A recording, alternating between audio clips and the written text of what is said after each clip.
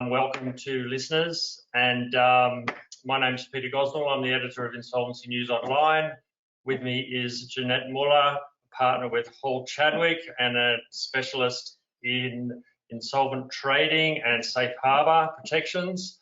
We're here to talk about illegal phoenixing and legal phoenixing and all that goes with that. So I'm going to answer the question that Patrick was going to ask me, which is what is phoenixing?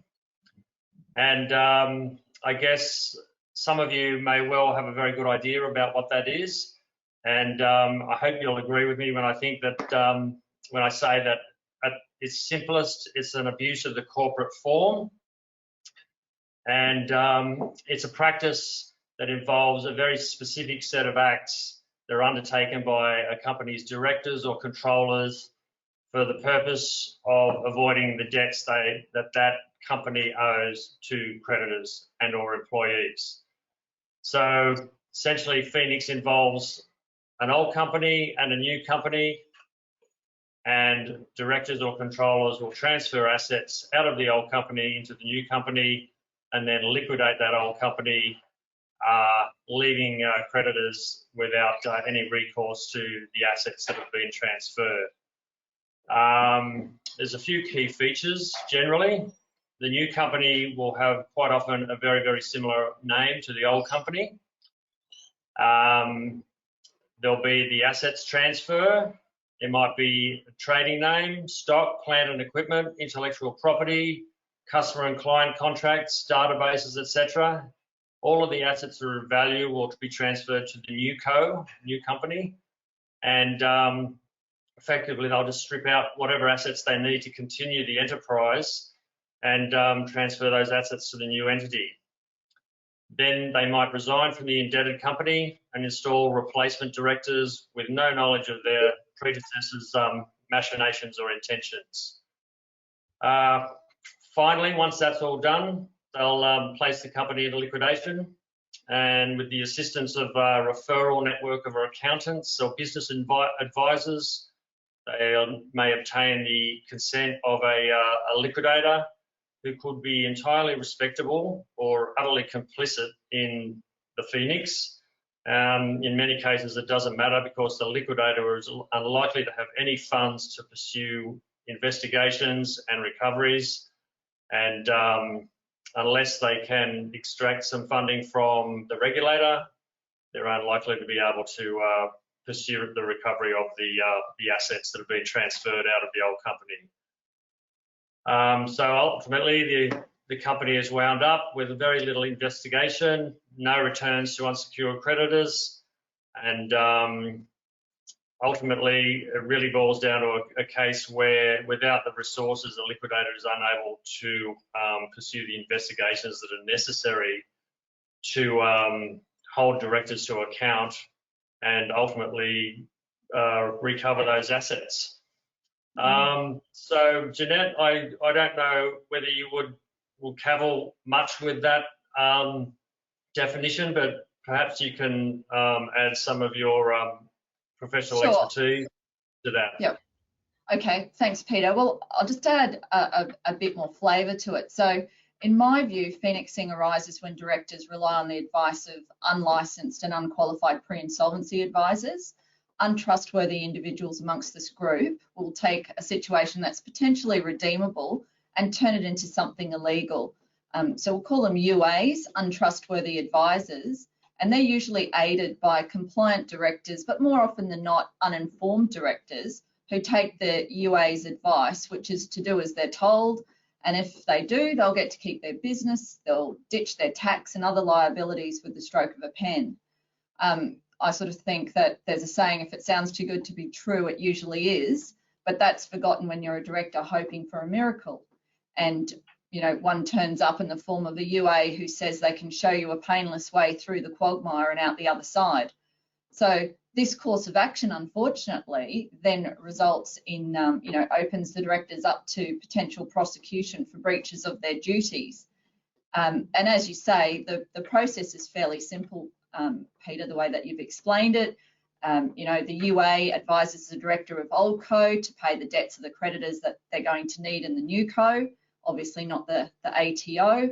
They start the new co, transfer the assets to new co, usually for below value, sometimes for nothing, either liquidate or leave old co to be liquidated by a creditor or even deregistered by ASIC, and then life starts again, or so it seems. But what actually happens is eventually, well after the UA has taken his or her fee, a liquidator of old co will turn up and put the transfer of assets under the spotlight.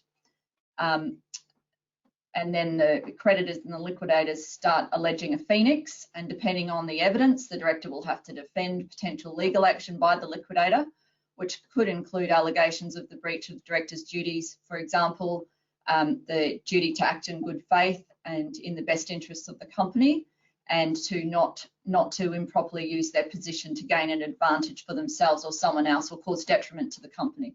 The ones that you find around Section 180, 180 to 184 of the Corporations Act. But in addition to those, there's also what's called now anti-phoenix legislation.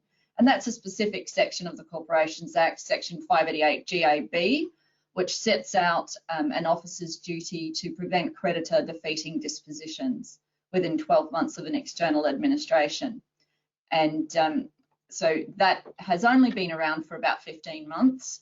So we haven't seen much action in that regard, but it is there, and it's supposed to put a bit of a lid on this type of activity. And the intention is that the liquidator will have a crack at these phoenixes, and then there's some compensation usually available for the liquidator to sort of get into the company and hopefully compensate creditors. But I've got ahead of myself a bit there, Peter. Sure. No, I understand. Look, I think, Michelle, Ginette, sorry, there was a couple of things that were quite interesting you said there. One of those, which was you pointed out that to essentially make the phoenixing occur, certain creditors of Newco will have to be paid, obviously, so that they will continue to supply the business in its new transformed appearance. Look, I think we probably need to move on to the next question, which essentially is, what's the difference between a legitimate and a fraudulent or a legal phoenix? So I thought I would go over a little bit of that. There's been some very, very useful definitions about the various categories of phoenixing or business restructuring that have come out over the last 10 years. The University of Melbourne School of Law and Monash Business School have produced a number of really, really detailed and useful reports. And one of the things that was highlighted to me in reading some of those reports was the fact that there's more than just two categories of phoenixing. There's more than just legal, which is known as a business rescue, and illegal, which is essentially a fraud. They talked about what they called problematic phoenix activity. And this is a form of activity where directors are constantly liquidating their business and starting anew. They're not necessarily keeping, intentionally removing assets so as that creditors can't be paid, but they are going through the process of liquidation and renewal. And over a course of a period of time, the evidence is that there hasn't really been any improved outcome for creditors of that specific enterprise throughout the various incarnations of its corporate life. And it would seem to me that this is essentially a situation where the corporate form does enable aspiring entrepreneurs who are fundamentally not very good at business to stay in business. And I like to think of that as a potential, as such a gateway phoenix activity, because if you've been through phoenixing or restructures 4 or 5 times and you're still not able to essentially generate a sufficiently profitable business to stay out of liquidation, then perhaps the next step for you is to look at an illegal phoenix.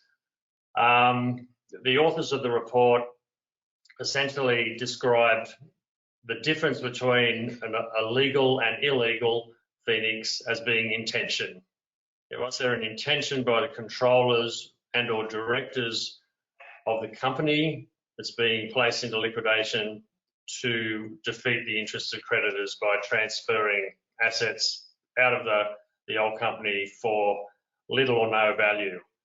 And I'm just going to read a quote from the report here, which summarises it pretty well. The illegality of Phoenix activity turns predominantly on the intention of the company's controllers, whether the company was Phoenix deliberately in order to avoid debts, which may include employee entitlements. And they go on to say the difficulty of proving this intent is the crux of the difficulty in differentiating legal Phoenix activity from illegal Phoenix activity. And Ginette, you'll probably be familiar with the difficulty in proving intent in things like insolvent trading. And I think this all gets back to this problem in white-collar crime. How do plaintiffs, prosecutors prove intent to the evidentiary requirement of the courts? It seems to me a very difficult challenge, and I'm not sure that the new laws around this will help us unless there is sufficient political will from the regulators and the regulators are adequately resourced. I do have one example of a Phoenix where the courts made some comments that were fairly damning of the liquidator appointed, a lady liquidator from your neck of the woods, in fact, Ginette, but not you. It was a situation where the directors essentially signed a sales agreement with a related party the same day they appointed the liquidators. And as a consequence of that sales agreement, the directors were removed from liability to the NAB under the personal guarantees, and simultaneously the employees were left to seek about $750,000 in entitlements from FEG. And I hope all the listeners out there know what I mean when I say FEG, the Fair Entitlements Guarantee Scheme. So FEG took great exception to this this arrangement and ultimately applied to the courts for the appointment of a special purpose liquidator, which essentially pushed the general purpose liquidator, who'd been involved in pre-appointment discussions with the directors, out of the picture whilst the special purpose liquidator took over. And as part of that application to appoint a special purpose liquidator, the judge hearing the application did say quite clearly that his words were, "This has all the appearance of asset stripping of one company, setting up a Phoenix whilst discharging the employee liabilities and disposing of the employee liabilities so the Commonwealth can pick them up." And I think it's pretty obvious that the phenomena has some really, really familiar and recognisable features. And so we really have to look at the other side of the question, which is like, why aren't regulators able to come to grips with it?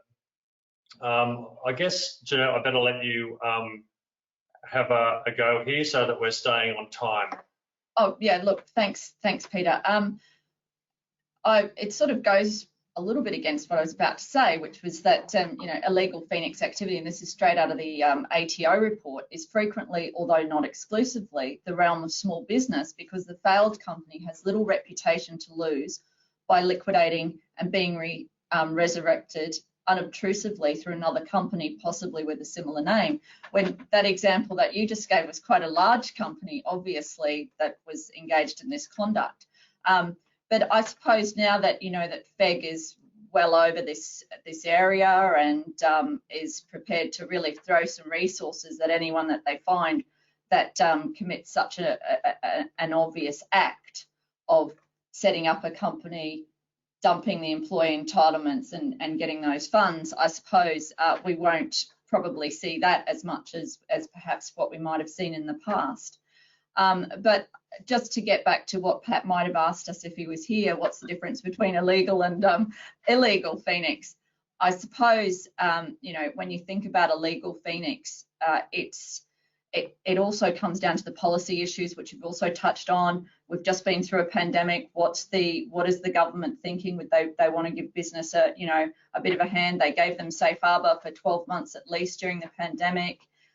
They've sort of said we get that people are going through some tough times, so there'll be no insolvent trading if you hold it together, everybody, and try to get through to the other side. And so I suppose, in a sense, if you think about the anti-Phoenix legislation, which says you must not do this under Section 588 GAB, you're not allowed to do this, and anyone who's involved in this also faces prosecution. So any lawyer, any accountant, any pre-insolvency person, they'll also be up for civil penalties should they venture into this area with not good intentions, not proper valuations, etc. One of the antidotes to doing this is that you can seek some comfort from entering into safe harbour.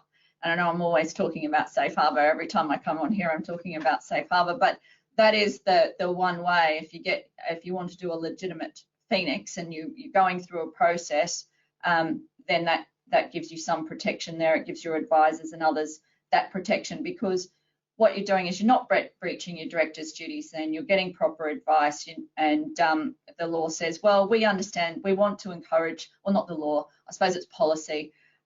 We want to encourage the entrepreneurial spirit. That's why we've tried to do this. That's why we don't just want to destroy value. We want to give people an opportunity not to be repeat offenders, as some of the examples that you gave, but to have a go if they've hit a rough patch because they've stuffed up on perhaps one contract or something else like that. There's usually some good reasons why you might want to do this. That here is an opportunity for you to do a legitimate Phoenix. And I think it really comes down to getting proper advice, being transparent, and ensuring that you get market value for the assets, that creditors are treated equally. You don't just go, right, let's just not pay the tax office.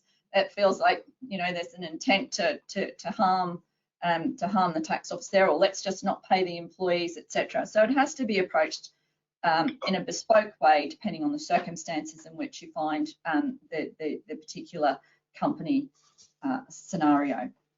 Indeed. And sorry, can you guys hear me? I might be back here. Hi, Pat. If I fall out again, I promise not to come back. I'll just I'll pack up. So sorry everyone listening at home or in the office. And thank you, Peter and Ginette, for doing a stellar job there, which is good. If I start to get a little bit crackly again, just let me know and I'll let you guys run off with it as you've been doing. But just on that illegal versus legal Phoenixing, it's a really interesting one, and it comes up quite a lot from from our customers who are creditors. You've done a few webinars with me, both of you now, and I don't always run to the script. But if you are a creditor, what would you be recommending in a sort of short answer here, keeping track of time? What would you be recommending that that they should be doing to protect their interests? I'll take this one then, Ginette. First, look, Pat, I really don't think that there's anything more than creditors can do than be as vigilant as they possibly can be.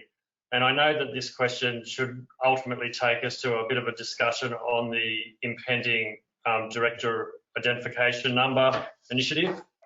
But really, it all boils down to keeping an eye on the activity of the directors of the companies that owe you debts. And that means keeping an eye on the latest changes to the company in respect of directors and so forth and shareholdings. And I understand that costs money, but there's no real other way of doing it. And I guess it doesn't have to read the papers. Insolvency News Online. Yes, good plug. Yep, thank you for that. And I think, just to be clear, like often in a legal Phoenix situation, the outcome can be better for creditors in the long term than having the company ultimately fail. Yeah, I definitely. think that's right. Yeah. And look, I was just going to add that, I know Peter said that it does cost money to get those alerts, but I'm a member of CreditorWatch, and I know that I get sent, on my alert list. Pat, you can probably tell me how this works, but when I'm following certain companies, and perhaps it's even part of ASIC's notifications, every time there's a change to a director, I get a little update, and it tells me that something's gone on there. There's been a 484 form lodged. I think that is important. I think that creditors need to look at their credit applications and make sure that that they have got the most up-to-date information, and that they are getting these personal guarantees from the directors. And if there is a change in a directorship, well, you need to be sending out the application and getting them to sign on the dotted line. In addition to that, that's before the company goes into liquidation, so that you're well placed in case it goes into liquidation. After it's gone into liquidation, I think you need to be asking the tough questions of the liquidator. What are you doing? There's evidence here of a potential Phoenix. I know that there's these new sections that tell you to go after to those that were involved, not just the director, but those parties that were involved in this activity and the advice. So what have you done in relation to that? I think that's something that the creditors can do. Yeah, great. Thank you for that, and always appreciate a CreditorWatch plug. I just want to touch on really quickly some key numbers and some industries as well before we keep going. And obviously wanted to do this at the beginning, but had a few technical problems. So there is that Phoenix Task Force, and apologies if you guys did mention this before. You can jump, if you Google Phoenix Task Force, basically every agency of the 38 has their own one, but the ATO is probably the most relevant that comes up first. There's been a couple of reports, 2012, and then another one again in 2018, and you can see the huge amounts that there's a direct impact to the economy, sort of up to $5.13 billion. That was in 2018, and there's been an increase from 2012 to 2018, so you can assume there's been another increase as well. They are throwing a lot of money at it, and you can see that costs to unpaid trade creditors, which is obviously extremely relevant for our listeners today, over $3 billion there. Cost to employees, of course, and ultimately that comes out of taxpayers' pockets, because we have to fund the FEG, the entitlements guarantee that Peter mentioned earlier. And of course, there's a huge loss of unpaid taxes. And I think a really important one here is the anti-competitiveness of it. If you can operate a business and not pay tax or suppliers or anyone else really, your employees, you operate at a much lower cost base, and therefore you can often undercut your competitors, and that's something that we see is a very common telltale sign of illegal Phoenix activity, and something for you as creditors out there to keep an eye on. If you're hearing that, oh, we don't know how they offer the rate so low, if it sounds too good to be true, it probably is, and the fact is that they're probably avoiding paying other costs. Some problem industries here: building and construction, probably no surprise. Labor hire and payroll. There's been some big cases.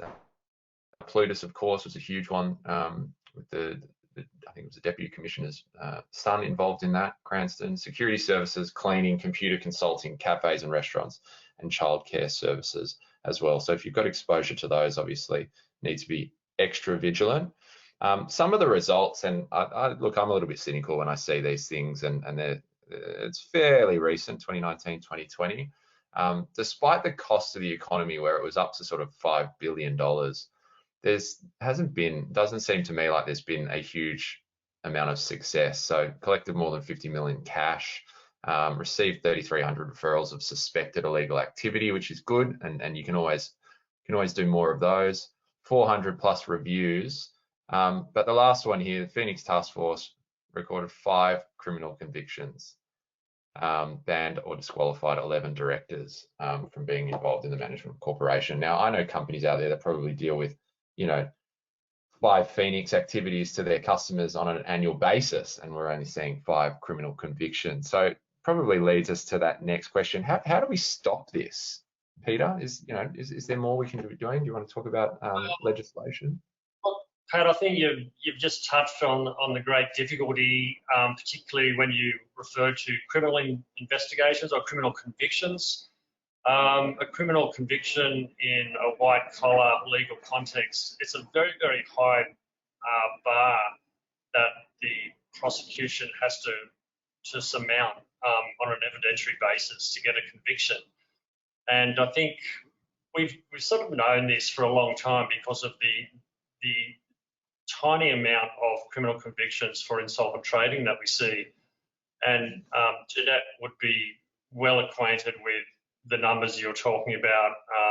I know that I've read surveys of members of ARETA, the Liquidators and Insolvency Practitioners Association, who identify that they see phoenixing in 55 to 60% of, or potential phoenixing in 55 to 60% of the liquidations to which they're appointed. And I think we might also be aware that the number of reports that liquidators send to ASIC each year identifying director misconduct or potential director misconduct are in the tens of thousands.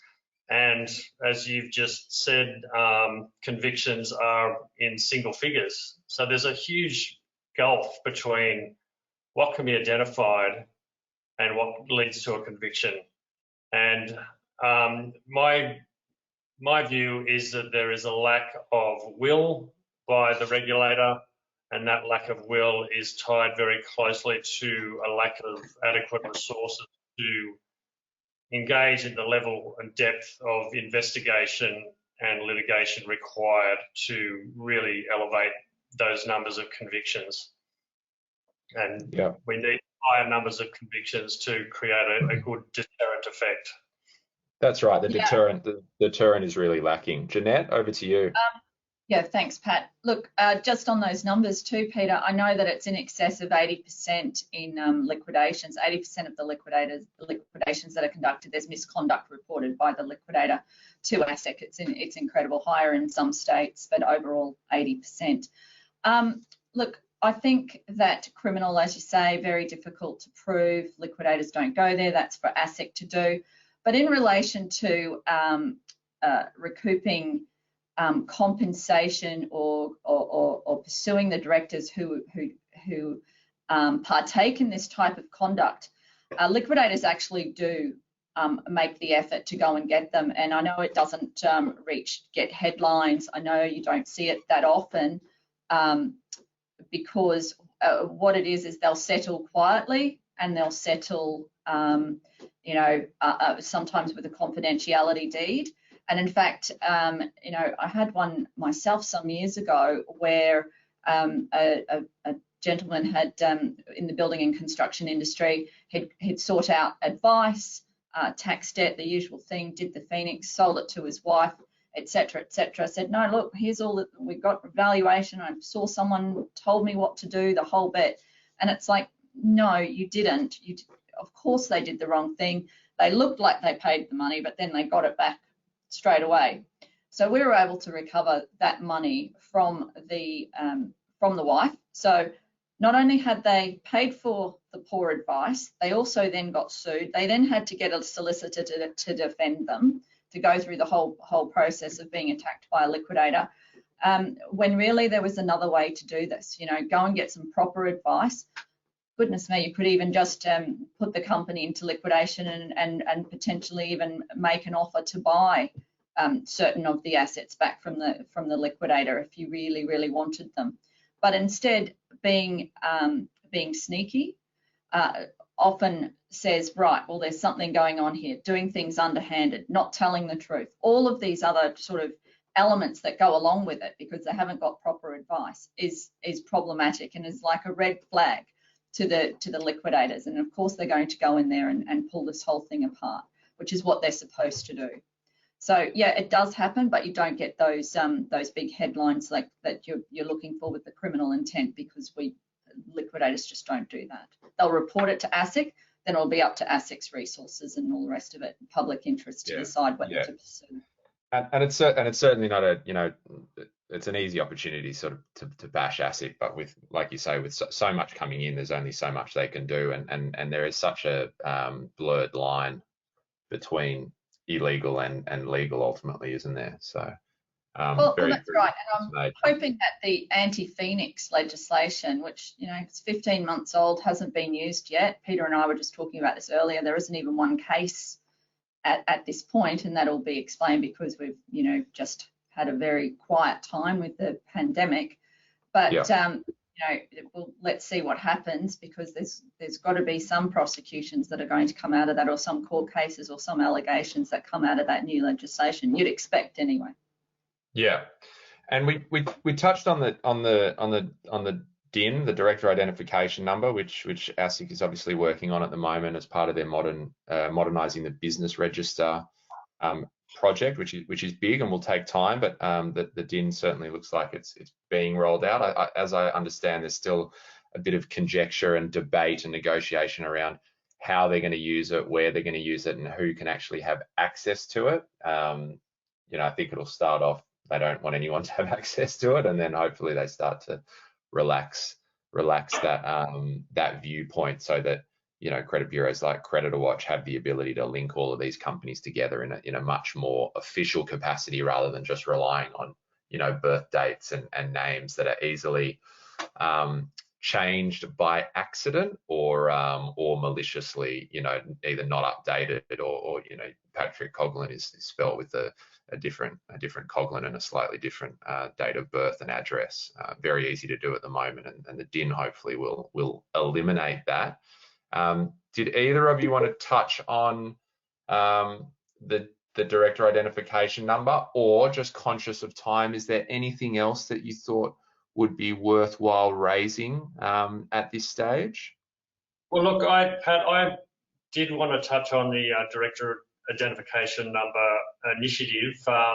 As you mentioned, it's part of the Modernising Business Registers initiative that the federal government's committed to implementing in full, and I understand that there's some transition arrangements in place to move a lot of the duties currently undertaken by ASIC to the so-called Registrar of Registers, which will sit underneath the ATO umbrella. And I believe that ASIC staff have been moved over to the ATO and so forth. But I'm very hopeful that it will make a big impact, as long as there's adequate scrutiny. You've just referred to the fact that it sounds like, from your perspective, they don't want anyone to use it. Well, I think that the people who are best placed to use it are the potential creditors, the suppliers of credit, who could put that to great use in their monitoring. And as we were talking before, you get alerts. If every time a director linked to that DIN undertakes an action that registers with a business register, and there is an alert sent to a creditor, then I think you've got a huge kind of citizenry of monitoring going on there, and lenders and so forth, and extenders of credit are probably even more motivated to keep an eye on these things than the good bureaucrats of ASIC and the ATO. So I'm hoping to hear more about how that's going to be implemented and who will have access to it. Because I think that access is, it will only be as effective as the amount of access that's provided to it.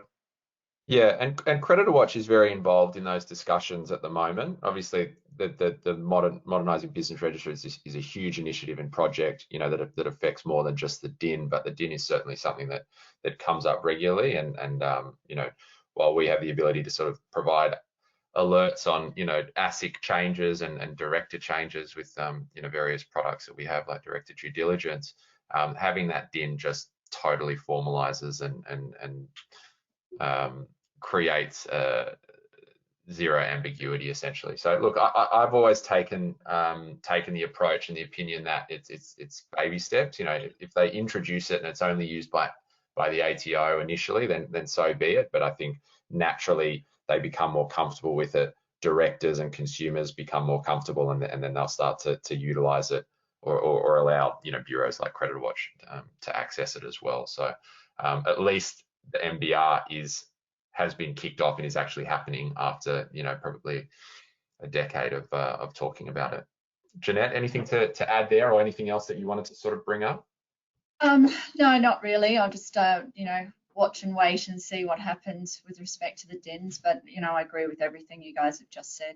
100% be a really good idea to give it access to creditors and others, because they can, you know, help out with this problem. And, you know, the creditors to a large degree, you know, have to take these matters into their own hands in a sense. It's sort of been, that's the situation that we find ourselves in. You know, there's not a lot of pressure on zombies. I know it's one of your favorite topics, Pat, and there's not a lot of pressure from the tax office. We see that at the moment. There's not a lot of pressure from banks. So in years gone by, potentially some of these people that are doing the wrong thing sort of get pushed out and brought out into the open a bit sooner than in the past. And now if we can monitor it by watching, oh, there goes a shadow director, or there goes a straw man director into that with a bit of a history, then you get alerted to it a lot quicker, which is what the DINs could be used for.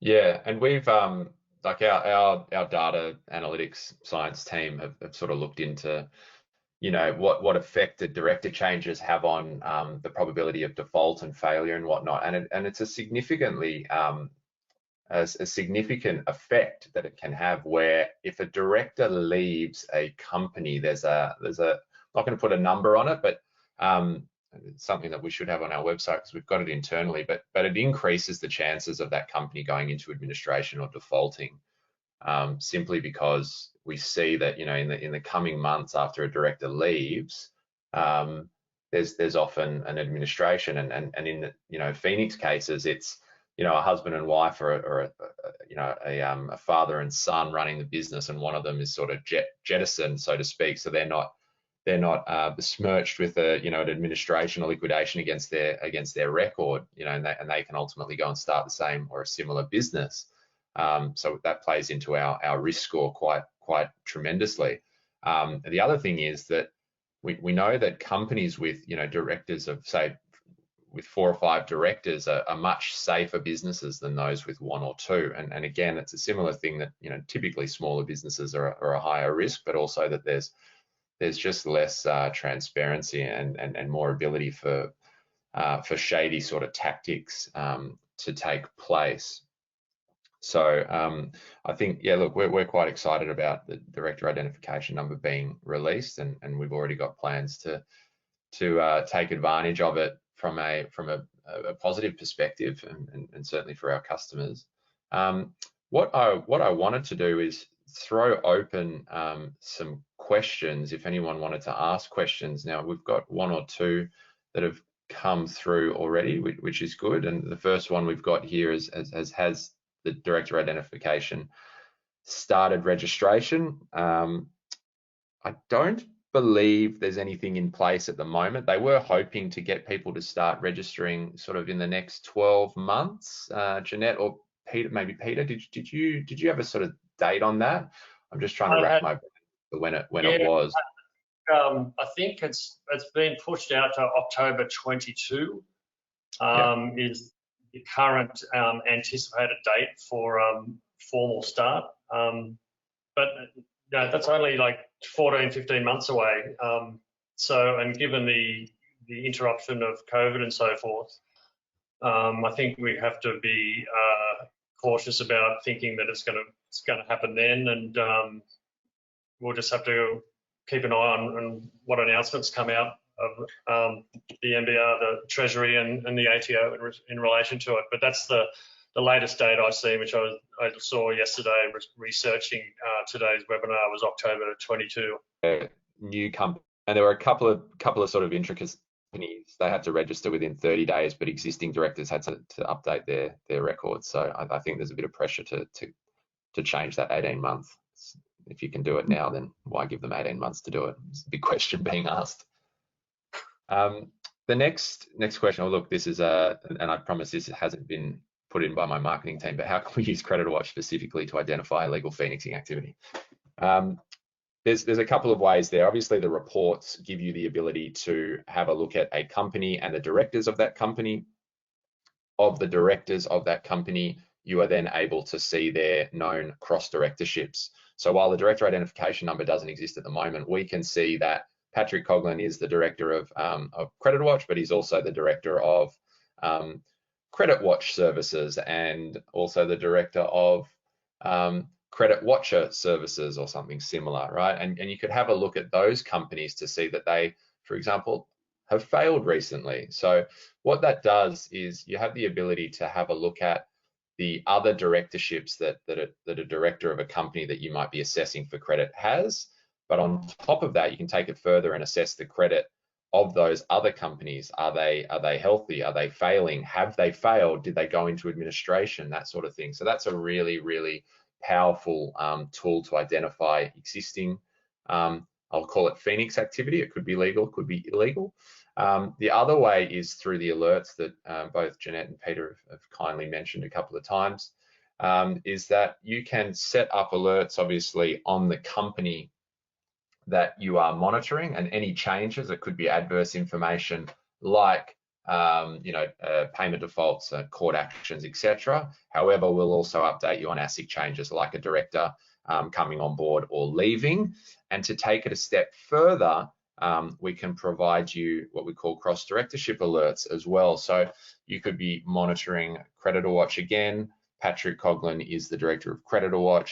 However, if I have other companies that I'm a director of fail or have important changes take place, we will send you an email alert. So while it could identify Phoenix activity, it's also just giving you a better understanding of how that director is performing across other companies, for example. Another question here, does Phoenix activity include asset transfers from discretionary trust to a company that has been trading in its own right for several years? Who's going to jump in? Ginette? Okay, so it's gone from one. It's too tough, we can come back to it, but yeah, if you can have a go, that'd be great. I'll drop that person an email. That might be a little bit easier. That's a bit specific, that one. Yeah, no problem. On the value of the asset transfer anyway, determine Phoenix an illegal Phoenix or not? Well, it will depend on which entity goes into liquidation and whether there's been a further change of trustee, because trustees can act in their own capacity as well as in a capacity as a company on its own. So you need to look at all of those things. You need to look at whether there's different sets of creditors, because what you're really concerned about with Phoenix activity is the status of the creditors and who's being harmed by all of this. If no one's being harmed, no Phoenix. Why does it matter? So have you left somebody out in the transfer of this, or have you made someone's life better? So I just don't really know. And a trust is not its own entity in any event. It needs to operate through a trustee. So it would really depend. Yeah, well, let's come back to that. I will provide these. It's actually quite a number of really technical questions coming through, and I'm certainly not avoiding answering them, but I'm also conscious of time as well. But what we will do is I will collate these questions, send them both to Peter and Ginette, and have them respond, because there are quite a number coming through, but I always try to set us a hard stop at 1/4 or 45 minutes through. So with that in mind, I just wanted to say a really big thank you to Peter and Ginette, who've been absolute stars. If you want to contact them, please let me know. They obviously have their own profiles online, but you can come straight through to CreditorWatch and we can make introductions or provide their details. If you haven't signed up to Peter's website and newsletter, I suggest you do. There's always fantastic information on there, as well as plenty of articles about recent liquidations and insolvencies and whatnot. I always look forward to receiving it. So thank you for that, Peter. And Ginette, as always, thanks again for joining us and providing your expert intel and advice and whatnot. And thank you everyone at home or at the office, depending on which state you're in.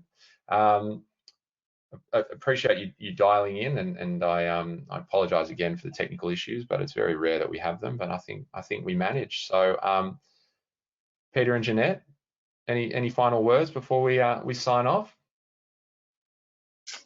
Not really, Pat. Just thank you for having us today. It was a very enjoyable experience, and I think I learned a lot that I didn't know. So very useful. Yeah, thanks, Pat, and thanks for persevering and coming back in. It was great to have you here the most of the time. Excellent. Thank you very much. Thanks everyone at home. Feel free to send more questions through. I'll leave it open for a little bit, but we will sign off now. Have a great day. Obviously everyone in Sydney, it's been updates coming through left, right and centre. Stay safe, and we'll chat to you soon. Thanks. Thanks, Pat. Thank you.